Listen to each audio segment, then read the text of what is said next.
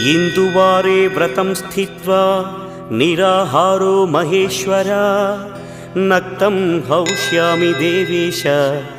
एकबिल्वं शिवार्पणम् रामलिङ्गप्रतिष्ठा च वैवाहिककृतं तथा तटाकादि च सन्तानम् एकबिल्वं शिवार्पणम् अखण्डबिल्वपत्रं च आयुतं शिवपूजनं कृतं नाम सहस्रेण एकबिल्वं शिवार्पणम् उमया सह देवेश नन्दिवाहनमेव च भस्मलेपनः सर्वाङ्गम् एकबिल्वं शिवार्पणम् सालग्रामेषु विप्राणां तटाकं दशकूपयोः यज्ञकोटिसहस्रस्य